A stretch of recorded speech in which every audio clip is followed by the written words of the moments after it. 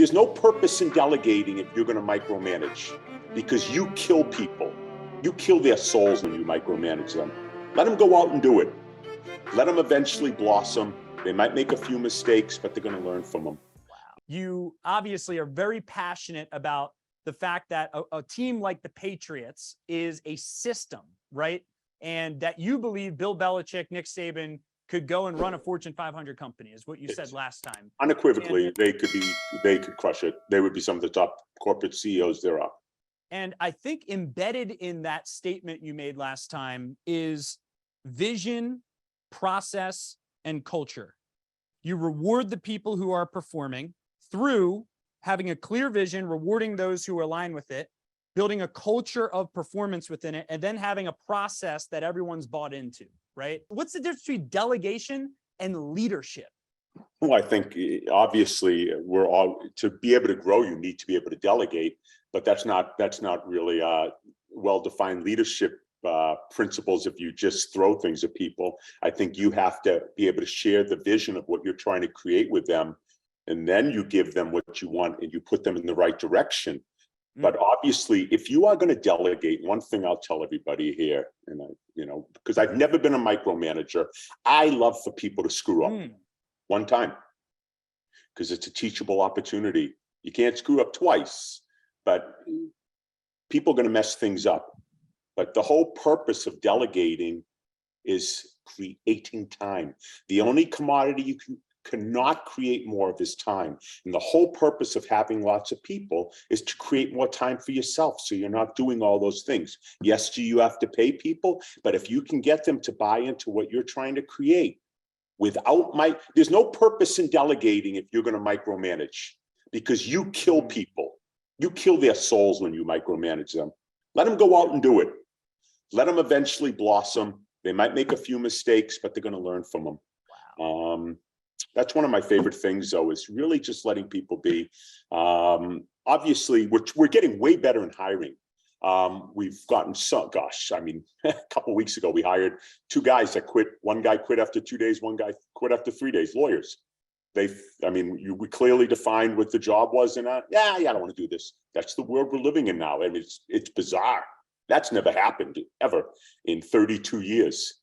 But I think finding people one thing, we're doing the Wonderlic test with everybody. They're clearly defined, and we're looking for people that do better than Vince Young.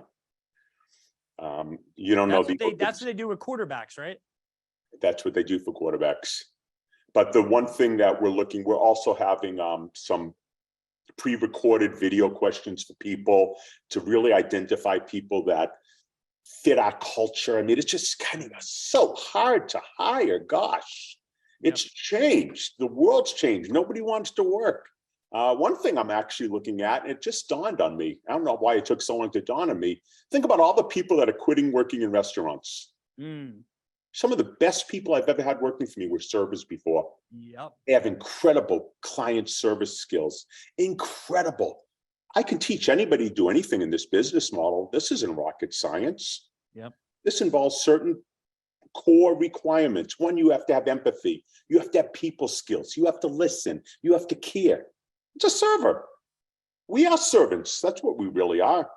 And all they need to do is now do the appropriate paperwork, work with your attorney, So I'd love to hire all servers from good restaurants and stuff, Yep.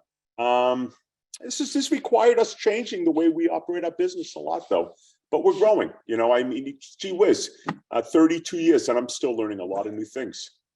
Yeah. I think for everybody, just be focused on creating the best culture you can. One of my biggest fears, we're going remote. We're not going to need an office. It's so much better. Everybody's so happy they get to work from home. Man, I can never do that. You know why I don't want to do that? People feed off each other's energy. I firmly believe that. I like people wasting a half an hour a day. They're getting paid to sit and talk at the water cooler and laughing together. But it's this exchange of energy between people that keeps them going. The remote experiment it's not going to end well. It does well for a short period of time, but people need that fire, that little spark from other people, that little bit of laughter. And we're missing that. Could you imagine the Patriots doing virtual practice? Of course not.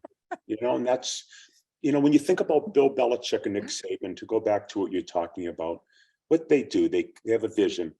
They share the vision with the guys. They have a process to achieve that vision. And then they keep the 53 players for the Patriots, and college, they have 85 kids that suit up, that buy into that process. It's about character.